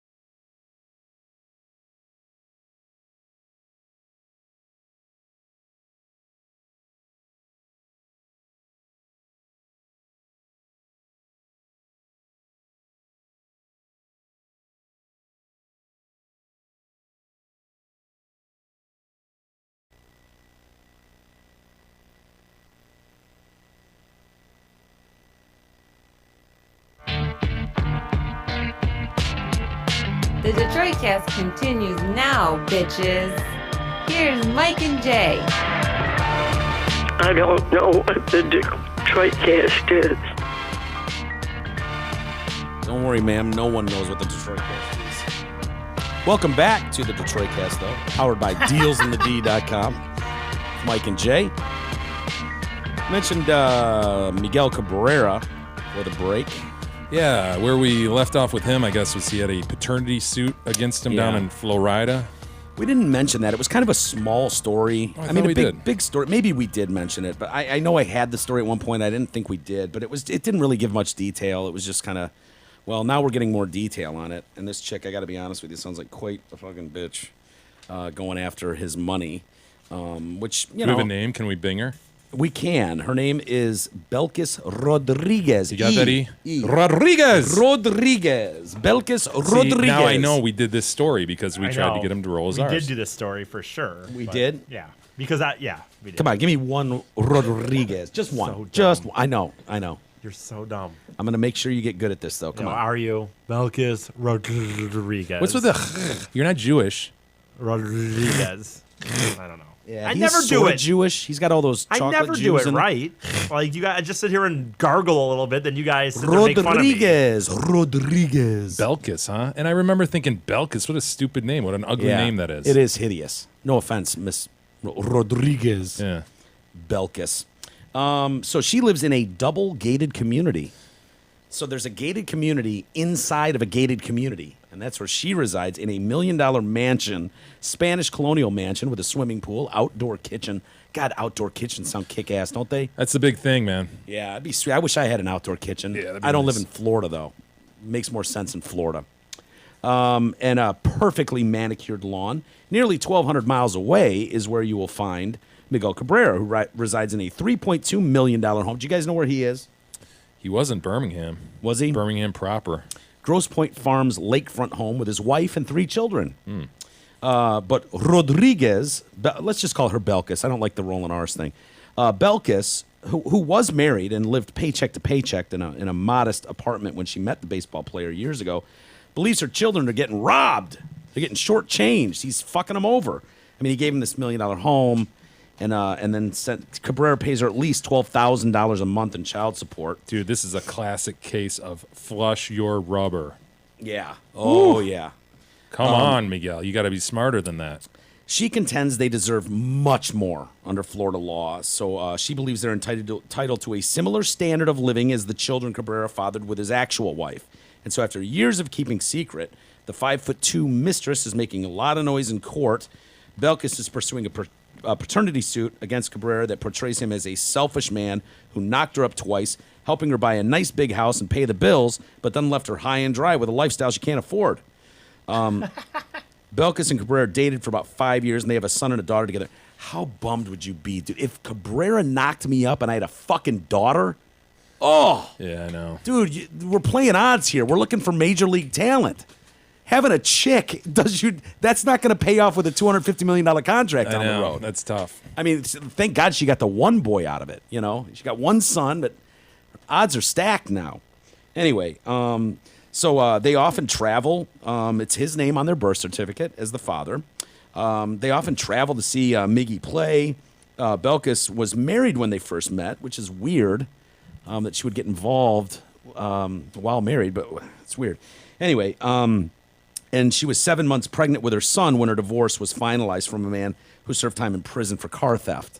God, did she trade up or what? So she's dating a guy. Hit the fucking lotto, man. Dude, she found some major league, Hall of Fame major league dong. Literally. And was able to knock out 2 kids with it. She's in an apartment making $1,000 a week, and her husband's in jail for car theft. It's the goal of many. Dude, talk about that. What do they say about that goose that lays all those golden things? Yeah, the golden egg. The goose who laid one. Yeah, that's what Cabrera is. Yeah. Cabrera is that goose.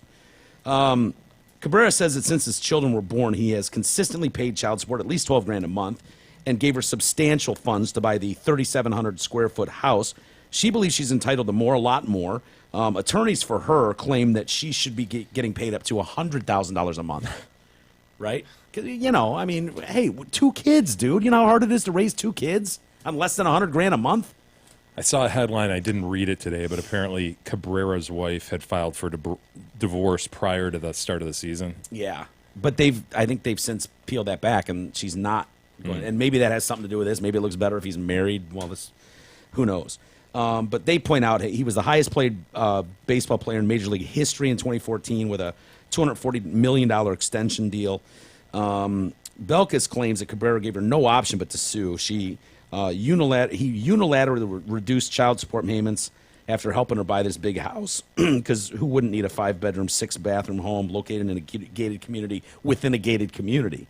I mean, that's what we all need. How old are these kids right now? Like 5 and 3, did you say? Something like that. Yeah, he met her like 5 years ago. Yeah. Or they dated for 5 years. Cabrera said that asking for additional payments amounts to extortion, alleging she's trying to squeeze alimony out of him when they were never married. He also objects to her asking him how much he spends on his wife and their 3 kids. She's requested records of everything: tuition, vacations, field trips, lunch money, which seems a bit much. Rodriguez's lawyers called Cabrera's extortion claim egregious. It's important to note that Cabrera attempts to portray his payment of child support as being overly generous, when in fact it's insufficient, says Terry Young, attorney. The hell is it insufficient? Based on his income, these children should share in their father's good fortune. The lawyer actually said that. Cabrera's position that these children should somehow be treated lesser just because they are not children with his spouse is simply hurtful. They're bastards by definition. It's hurtful to even say that. In the fall of 2012, Rodriguez was making little more than $1,000 a week as a pharmacist intern at a Walgreens. Living in a $1,200 a month apartment. She was pregnant at the time, going through a divorce, but her husband was not the father. That was, of course, Miguel. So she was left with $10 extra each month after her expenses, which included $50 for clothes, $200 for entertainment, and $400 for restaurant food or meals outside the home. She's trolling, man. She's out there trolling. You actually put that down to the thing, like, I just can't make ends meet. What, with $400 a month and eating out? You got to be out there casting lines. Yeah. She got a big fish. Well, it worked. They're not going to come to her shit apartment and find her. She's got to get out there and not going to knock on her door. No, she's got to go hang out at the hotel bars where the teams are staying and shake that little can. Isn't that something? Shake that little can. Isn't that something, It's man? hilarious. Dude, Bobby and I used to go and hang out at the Townsend when he lived in Birmingham. We would just go there to laugh because the teams would all stay at the town. A lot of the NBA teams would stay at the Townsend, and they had their own elevator. Yeah, the corner bar, and they would take the elevator down, so they never had to go outside, and they could just pop right into the corner bar. And it's like, the Knicks are in town, and these here they come. Seeing these desperate fucking women all dolled up, some of them way past their prime, just like, hey, how are you? Boy, what team do you play for? Just milking them for, and Bobby and I would just sit back and just laugh like it was a TV show. It was hilarious. Like, you could be having a real conversation with someone, and as soon as the team walked in, it was like, bye-bye, time to go get paid. It was disgusting. So anyway, 2 years later, Rodriguez's divorce was finalized in 2012. 2 months later, she gave birth to a son. It was Cabrera's child. 2 years later, they had that damn girl. Unfortunate, but they had a girl. The relationship of the children stayed secret for years. Cabrera's attorney says Cabrera is a well-known professional baseball player. His image and reputation are subject to public scrutiny. Maintaining the utmost amount of discretion in this legal matter is essential to him in his career. I mean, he's worried about potential, like future contracts or... Does he have a future contract in him? I don't know. Probably not. But he's more worried about like Shaq is doing all the icy hot commercials, endorsements. Yeah, and so he's like, dude, Miguel has never been an endorsement guy. You know what I mean? I know. He's never endeared himself to fans. A lot of people say, well, English is a second language, so he's not that identifiable with fans and all. It doesn't connect with them. But he seems to me to have never really tried. Not really. When you compare him to just other athletes you see in the media. And isn't he thought of as kind of a funny guy, too? Like, doesn't he kind of make jokes? I mean, everyone has to laugh at everybody his says because he's at first base joking with whoever's standing on first. Right. And that's the commentator's usual thing that they talk about. Oh, look at Miguel. He's always having fun. Loves to play the game. Loves the game. More than anything. He's just a big kid. He's a big kid out there. Look at that giant kid out there at first base. Yucking it up with people. No, I thought like in press conferences he would say, now, granted, you can be wholly unfunny. And if you say something that people deem was supposed to be a joke, the room will lose it for you. Bunch if you're of Miguel star Cabrera. fuckers sitting Yeah. Even the press, the star fucker nature of them will absolutely bust out loud laughing at how. So it's hard to gauge whether or not he's actually funny. Cabrera has said that he wants any excess money that he's forced to give. He wants put in like a trust or college For actually fund the use of the children. Right. His children.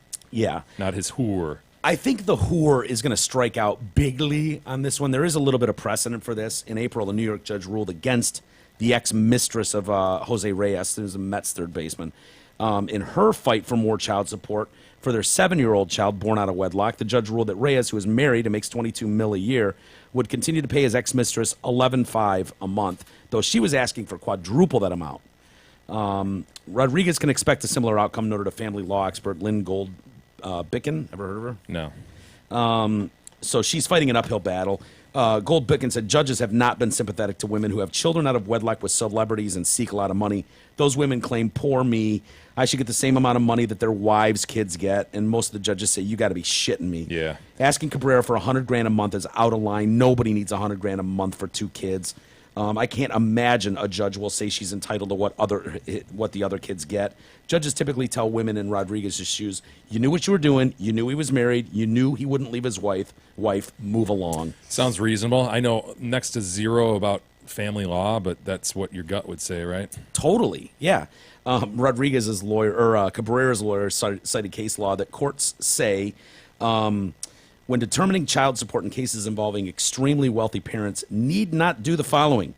Ensure that the child of a wealthy parent will own a Rolls Royce, be driven to school every day in a chauffeured limo, or create a class of children who are unduly pampered in the name of sharing in the non-custodial parent's good fortune. At some point, it's like, makes sense, man. When's enough, lady? Yeah. Shit. 2 years ago, you were living paycheck to paycheck, and now Gotta get mine. Need to get paid. I know it's so disgusting. Whenever and I know there's two sides of this, and people think, oh yeah, a woman gets fucked in divorces, blah blah blah. But these extreme cases when it's like, some glorified babysitter is now worth $250 million. Like, that's fair. You're referring to one in particular, Mike? Ellen Nordigan. It's fucking crazy, dude. Ellen, isn't that her name? Who was with Tiger? God damn you, fucking prick. Tiger fucked everything that moved, and now all of a sudden this hot ass babysitter is worth $250 million. That's something. Stop it. God, Tiger! Hey, Zot Ford's conducting its amazing Key for Key event. Exchange your current vehicle for a brand new Ford without spending a dime out of your pocket. Zot Ford will assist you in terminating the remainder of your loan or your lease, no matter what you owe. This is a straight Key for Key exchange. Give Zot the keys to your vehicle, and they'll give you the keys to a brand new Ford. Plus, Zot Ford will make your first payment. Please hurry. This is a limited time event. No ass is worth $250 million, period. Going on record. Period. No, they all feel the same. Once you're inside, they all feel the same. Old, fat, wrinkled, hot, they all feel the same. Stop throwing $250 million away at a piece of ass. Gentlemen, come on. Bo Bergdahl. Fuck this guy. Dude, I am fucking done with Bo Bergdahl. Were you about to ask me how do you feel about Bo Bergdahl? Is that what was about to come out of your mouth? I was Fuck this guy, I was man. looking for a transition. Yeah. He pled guilty, right, to those lesser charges. Mm-hmm. And now of desertion, right? Yeah, desertion and fraternizing with the enemy, as they termed it. Oh, Something wow. like that. Sounds like he went to a party with the does. Taliban. He basically did for 5 years. Yeah. But what does he say? He's saying like the Taliban is more honest than the U.S. government or something? At least the Taliban were honest enough to say, I'm the guy who's going to cut your throat, cut your head off. Can't say the same about America. Here it could be the guy I pass in the quarter who's going to sign the papers that send me away for life. We may as well go back to kangaroo courts and lynch mobs. So he pled guilty to abandoning his post in Afghanistan in 2009 under circumstances that have never been fully explained. Still don't know why. They captured him after he went AWOL and held him for 5 years until Obama secured his release in exchange for 5 high-level Taliban warriors, fighters. Worst trade since Herschel Walker. It is. So he did an interview. I guess this was a few years ago, too. It was filmed last year by a British filmmaker, Sean Langan, who said Bergdahl said it was insulting to be portrayed as a traitor. It's just insulting. It's very insulting, the idea that anyone would think I did that. He twice tried to escape and was severely punished both times when he was recaptured. I guess they did one of those spread eagle like tied him to a bedspread eagle, and they got this like PVC pipe on, just like wailed his legs. Just wail his legs and feet. Wail. Shit. Over and over. Wail. So you never try to escape again. There is some heinous shit you can do to another human being. I mean, there's some heinous shit. Dude, I would not want to be strapped down and have PVC just wailed on my legs and feet. But he brought it on himself. How about just a pair of pliers, what you can do to a person? Oh, how about that scene in Ozark? Yes. Oh, I'd be squealing. Yeah. Squealing like a pig. Yeah, he reacts, but I don't know that he really in that scene. I thought that was pretty. That was pretty so? realistic. Yeah. Yeah, I don't know, just man. Oh my God! Well, I guess I felt like the next scene he would be hurting more Oh, than dude, he was. you're exactly right about that. 'Cause he's kinda just for the walking remainder, normally. you'd be on your knees. The whole scene, they'd have to Like wait walking- 2 years to film it again for that walking toenail across, growing. hot coals or something. That's what he looked But like. he's just like, doing his thing. no problem. There's been a lot of reports, and I see it on Twitter a lot. Anytime Bo Bergdahl's name is mentioned, people are like, oh, yeah, well, tell it to the 6 people that were killed searching for him. Lots of reports of that, and a lot of people think that is fact, that 6 people... Dude, I recently read 2 guys were injured. Is that acceptable? No, it's not acceptable. Yeah. But I don't believe anyone died searching for him. Time Magazine did a full article about the 6 guys who died trying to Surprised Time would do that, honestly. I know, and it was a couple of years ago, so it was probably right around the time the story broke. And I think what they were saying was, over the months, there were people that were in places they wouldn't normally be if not for Bergdahl 6 months ago. And so as a result, this guy died when he wouldn't have typically been there. The butterfly effect. Right, exactly. Now I got you. But I was looking that up because I wanted to know. I see people saying on Twitter all the time, and I'm like, I don't think that's true. I don't think that's exactly right. And I think they're kind of forcing it. And what I found was there is an attorney in Phoenix. He's a Navy veteran. Buddy Rake is his name. He spent 45 years as a trial attorney. The last 2 years fighting for a Navy SEAL whose story we might never have heard if not for this guy. Everything was classified. Without Senior Chief Hatch going to Fort Bragg and telling his story, we certainly wouldn't be where we are today. What most people know about Bo Bergdahl is how he came home in 2014 after 5 years in captivity, and there was the controversial prisoner swap. But he put many lives in danger. And the charges Bergdahl pleaded guilty to are very rare. This is only the 3rd time since the Korean War that desertion and misbehavior before the enemy have been used in military prosecution. It's the first ever conviction. They didn't have enough evidence for a court-martial against Bergdahl until Rake brought Navy SEAL Senior Chief James Hatch forward to share the details of his classified rescue mission. Hatch was a member of SEAL Team 6 and had been in 150 combat missions. His Navy career ended when he was badly injured because of Bo Bergdahl. Just 7 days after Bergdahl walked off on his post in 2009, Hatch led the risky rescue maneuver, knowing they had good intel on his location. The conditions were poor that night, but we were told it would be one of the last chances to get him. And even though he was a deserter who was putting all of us in a bad spot, we boarded helicopters and went after him. I did not want Sergeant Bergdahl's mother to see her son executed on YouTube like Daniel Pearl's mother had. The mission was a prime example of heroics and honor of the American military mantra of leave no man behind regardless of the sacrifices and the consequences. It came down to, we don't care what he did. He's an American and we don't want anything bad to happen to him, so let's go in there and get him. Their 2 Chinook helicopters came under heavy fire, and Hatch and a military K-9 got shot as they hustled to help safeguard some children they came across. It was apparent that the Taliban A-team was there. RPGs were going by the helicopter like flaming beer cans. 50 cal machine guns opened up on them. My femur was shattered, and much of it punched out the back of my thigh. Lying there bleeding, I could sense the shrapnel from detonating grenades slinging through the weeds around me. Men rushed to my aid. How they saved me under fire is extraordinary. The injury I sustained that night ended my 20-year career and commenced a year-long journey to save my leg and my mind. Army Sergeant First Class Mark Allen, retired with a severe brain injury, was among the others hurt trying to save Bergdahl. Punishment for him can range up to life behind bars. They say he's not likely to get anything close to that because of the time in captivity.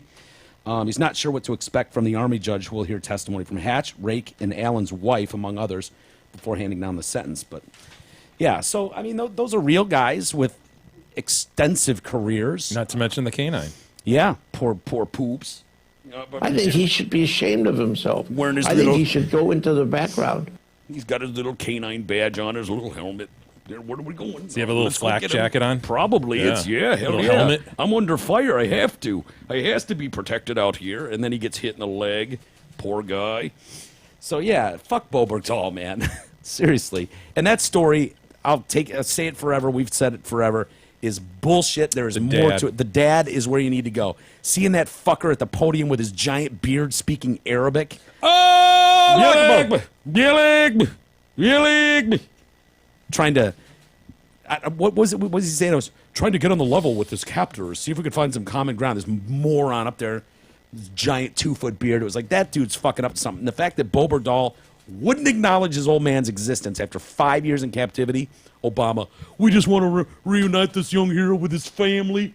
Yeah, well, he wanted nothing to do with his fucking family. You want to redo the Obama impression? No. I'll let you go back to that. I'll give you one chance. I don't have an Obama. I'm sorry. Do you have an Obama? You want to try it? Like to reunite this young fellow with his family? I don't know. With his family? That's not bad. With All his family? Got to tell you about the Hamlin Pub, gentlemen. They have 5 locations: Clarkston, Chesterfield, Rochester, and 2 in Shelby Township. Hamlin Pub offers a wide selection of craft beers, most of which are brewed right here in Michigan. Did you just strike I E? did. I'm sorry. For no reason, too. Absolutely no reason. Did that pick up on the mics? Yeah. I think if you listen, you can hear the whack. I just smacked his head, and he went, what? And I went, nothing.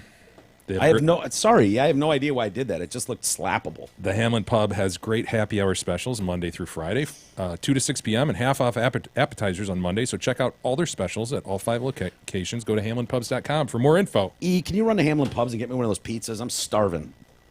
No. Struck again. How are we doing for email, Jay? We do have some email. Before we get to that, though, gentlemen. And we're gonna hand our best friend Doug, and then we're gonna give him a best friend a hug. Doug, Doug, oh, Doug, Doug. Buying or selling a home can be one of the most stressful times of a person's life. Douglas Steinert at Century 21 Campbell wants to make the sale of your old home or the purchase of your dream home as stress-free as possible. Call Douglas, 248-765-1781. Let him and the team at Century 21 Campbell make your home purchasing dreams a reality. Call 248-765-1781 and ask for fellow Detroit Cast listener Douglas Steinert. We do have some email, Mike. What do you got? Matt writes in concerning in vitro fertilization. This is one of those things. Yeah, we're getting a lot of email. You know, every now and then you just mention something off the cuff. It's weird, I don't even remember how this one came up.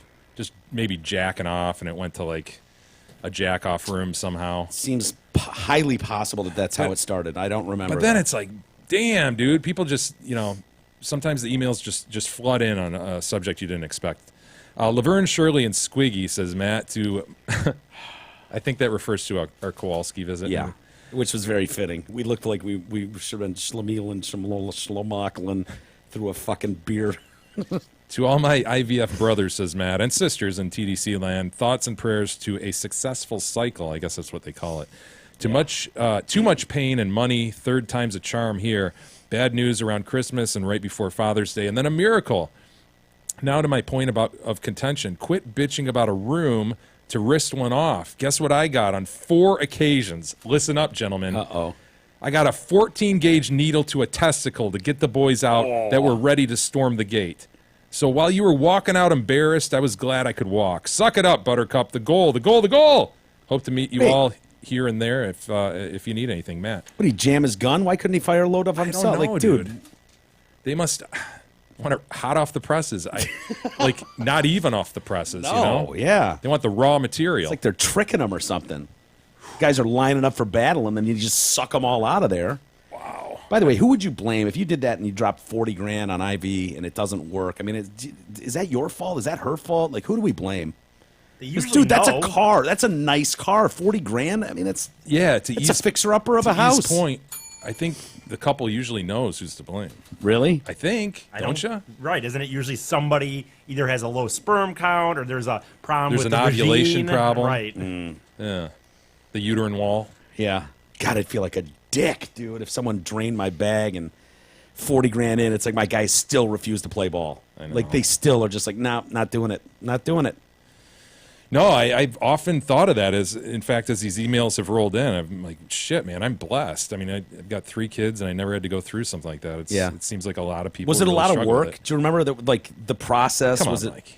Come on, Mike. It was like multiple times a day, and You asking me if I had trouble impregnating my wife? I'm just curious. Like if it was like, we tried for 3 months, really hard. I remember thinking like that. Oh shit! Already? Come on. Really? And I hate to rub it into all these people who apparently have these issues, but no, really, that was our experience. Like, okay, we ready to have a kid? Yeah, let's have a kid. And then like a week later, like, I'm pregnant. Dude, that sucks. I know. Oh, that's brutal. You probably thought you had 3 months of just uncontested like load blowing, right? And now, yeah, fuck, boy, I'm sorry to hear that, man. But then once she's pregnant, you don't have to worry about getting her pregnant, you know. Yeah, but at what point do you go, all right, I gotta pull out on this. I gotta get out of here. No, you can bang a fully pregnant woman. Really? Oh, you'd be surprised. Is it fun? Yeah. Really? Sure. Like, how I do mean, they I'm not do one it? of those like weirdo dudes who's like, you know, into like pregnant porn or something like that. Yeah. But I didn't mind it. And chicks are into that too? Yeah.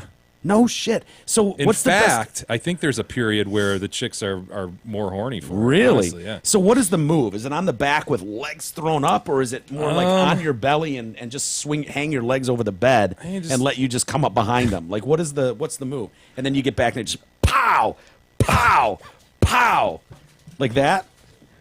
I'm just gonna let you fantasize for a moment here.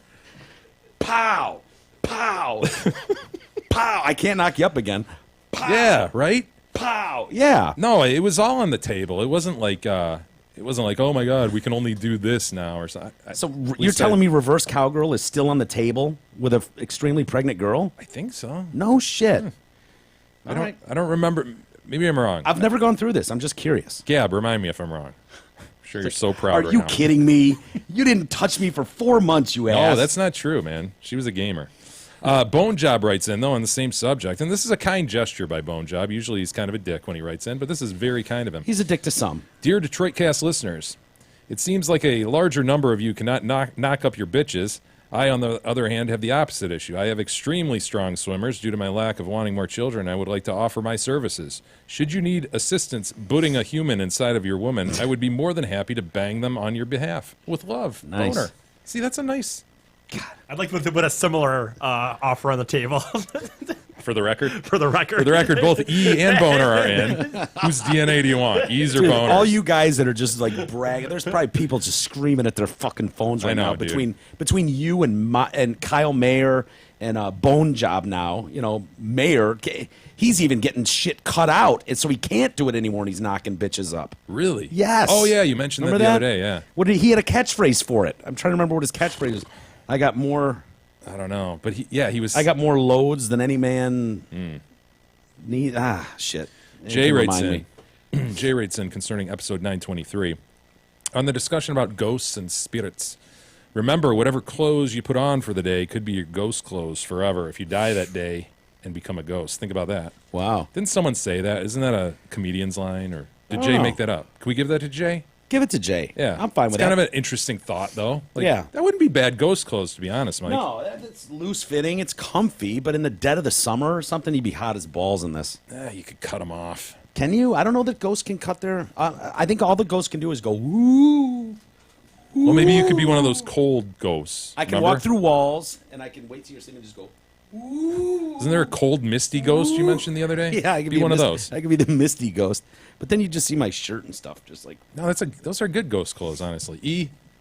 Would you be satisfied if you died right now, E? It's I know wearing we a would. dirt face shirt and a purple casino hat.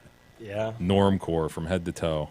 I guess it'd be all right. I don't know. What do you have? Green slacks on Yeah. there. Some dude died in them, and their family gave them to the I'm gonna Salvation be Army. a second generation ghost. Yeah. Some dude's already wearing these as a ghost. Yeah, and how I'll does be that wearing work them with again. ghost clothes? Like, does his He wants hat, them back. Does his dumb purple rock casino island hat turn into a ghost too? So it gets that kind of almost see-through look to it. I don't know, man. Jeff writes in, though, concerning spelling. Totally different subject. Prouder Willie Hermit, Sweet Pie Parent, and Spectrum Manchild. In poem number 923 at approximately the 650 mark, Mike discussed the new Patton Oswalt special. He tries to recall the name of the special, turns to E, and asks him to look up Inconsolable. Seriously, E can't spell Fidel. Yeah. Did Mike really expect him to be able to spell You don't inconsolable? even spell anything right with Google. No, I just wanted you to look up Bing. Mr. Special. Bing it. Sorry. You just start typing things in and it tells you what you want anyway. I am hoping that Mike just had a momentary lapse and is not exhibiting the first signs of dementia. Jay, about a week ago, you mentioned that sweet pie. My little sweet pie. Yeah, look at that little brown nut. Nut brown. Had you wrapped around your finger, unlike your boys with whom you have no difficulty putting in their place. That's right. She's my tiny girl. Yeah. Tiny girl, I'll yell. Peanut brittle. I can yell anything. She'll be like, what? What? Peanut brittle. Little tiny wee one. Little wee. Where's my wee? She'll go, what, Dad? What? Dinner now. Post haste. Get a move on. Tiny one. Little sweetness. It's, you know what? People are laughing right now, but the fact is I've been in Jay's house and heard him just like scream, and they will answer. Yeah. Like you call your kids, I don't know, 10 different names each. Yeah. And they will fully respond. Russell. Yeah, Dad. Right here, Dad. Double. Right here, Dad. Yeah, so he says, as the parent of a 25-year-old daughter, I need to warn you that the power sweet pie has over you will only get worse and more expensive. Yep. I can see that. I know exactly how you feel. Good luck, my friend. Finally, I've been refraining from addressing my alleged lack of support for sponsors.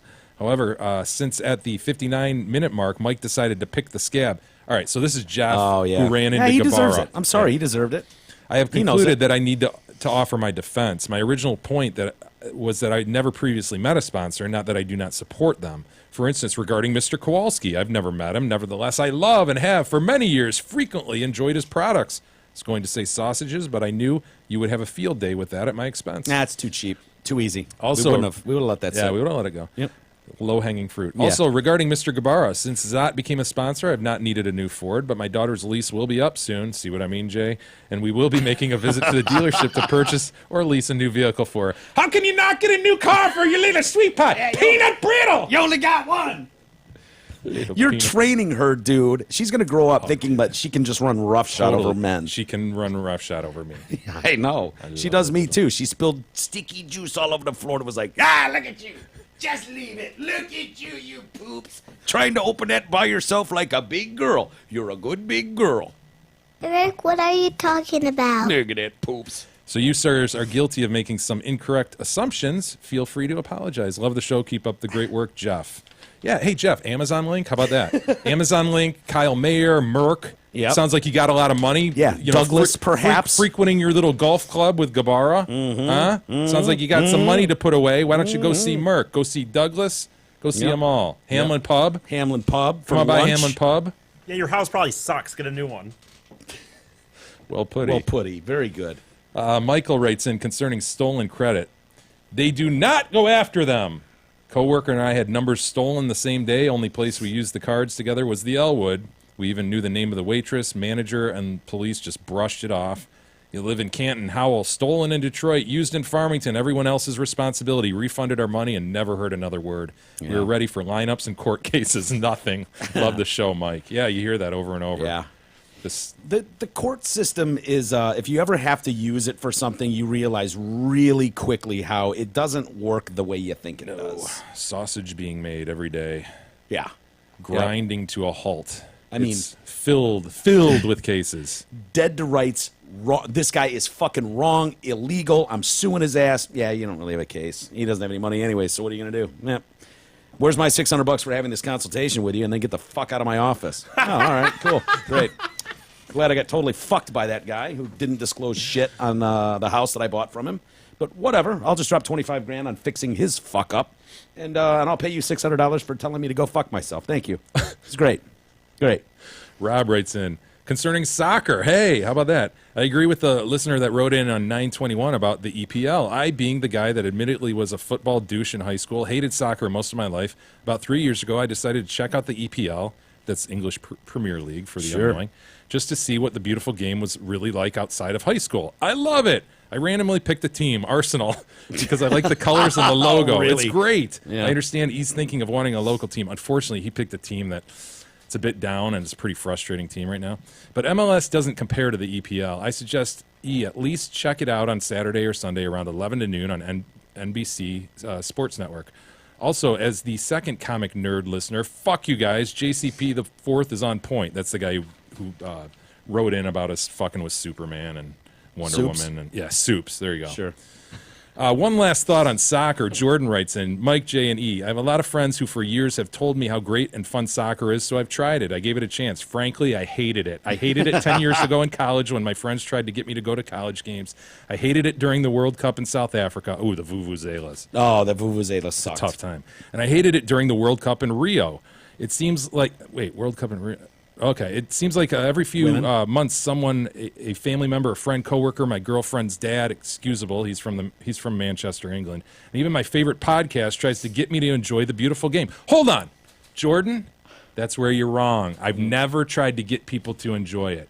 I like it, and I don't give a fuck if anybody else likes it. E is the one I'm trying to get it because I know he'll love it. Yeah, I'm not sitting here preaching. Oh, give up no, on football. No, you don't push it on me. Go watch soccer, dude. People like what they like. I like the color red. You don't like it so much. Look. I understand what he's saying because you soccer fags were just kind of hanging out in the weeds behind the scenes. You're just kind of ghosting. You're just back there. And all of a sudden, over the last couple of years, you guys are starting to pop out and just kind of become a hipster thing. That's why it's become a hipster thing. And you guys are kind of cock of the walking all around now. Fucking soccer, this, the beautiful game, that, and we're hearing it. It's like, would you guys go back into the weeds and jack off to soccer? I think. But now we're involving all of us. I think you should at least be literate in it. I'm not saying like I'm not preaching that everybody should love it or replace hockey with soccer, or whatever. But at least kind of know it's going on. No MLS exists. No DCFC exists. Around the corner. Now you're getting too weed. Like there's too many leagues, dude. I don't feel like I need to know because the whole fucking world plays this game. Yeah, I know, and they've got 5,000 leagues. Just have the NFL. Just have your one super league, and then I'll watch. Maybe. If you make the goals twice as big and we get to score a lot more. That's Jordan's next point. I hate it. 90 minutes and no scoring. The flopping, which takes away from any respect I have for soccer or the NBA. Constant movement, but nothing fucking happens. And finally, the U.S. team is an utter embarrassment and has to give me nothing to cheer for. All the while, people are freaking out on, why can't I just give it a chance? I have several times. There are people who don't like peas. I don't enjoy soccer. When I mentioned this to anyone, like last May when I said no to free MLS tickets, another person tries to cram it down my throat. For example, what don't you like about soccer? Why? What's wrong with you? It's better than insert any sport you like here.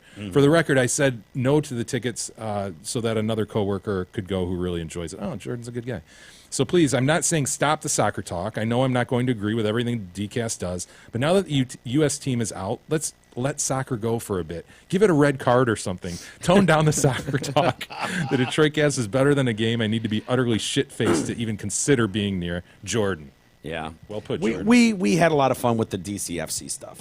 So I imagine if people didn't like soccer, they probably didn't care when we went to games, but they were giving us beer and food, and dude, that's a lot of beer, Mike. A lot of beer, a lot of food, fun, and it was, like everybody knows that if you take me, and I'll go to church if the fucking food is good, Yeah, they have the wine. They have the wine. I know, in the body of Christ too. I get it, but they won't let you have seconds, which I think is rude. But whatever. Have you gone back? I haven't, but it doesn't look very conducive for seconds. That's what I'm saying. Single file line, I know. Yeah. And then shuffle on, and it's like right back to your seat. It's like, wait a minute, how do I do this? But yeah, these guys are like, here's some more food. Here's some more food. And it's like all of a sudden this game is fun to me. Enough hummus and chicken and rice and Stroh's beers, and all of a sudden this game rules. Save the rest for tomorrow, Mike. Excellent. Well, let's call it a day. Thanks, everybody, for hanging with us today. It's Jerry week, dude. Hell yes. It's Jerry week. We're leading up. He's going to be in Detroit on Tuesday. Fist bumps will be had. Fist bumps will be had. And then Saturday, 22 and Hayes. Hope you guys are coming out to hang with us and Jerry from the Jacks.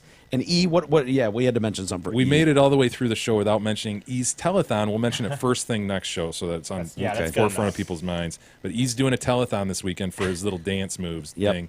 But it'll be fun. It's going to be fun. The Big Eagle Cam is back. Let's put it that way. Yeah, for a day, 24 hours. 24 hours. You can watch this son of a bitch. So there may be guest appearances from the likes of me, Jerry from the Jacks, perhaps Jay even. We'll see. But we'll give you more info tomorrow. But have a great rest of the day, everybody. Thanks for hanging with us. We'll see you tomorrow.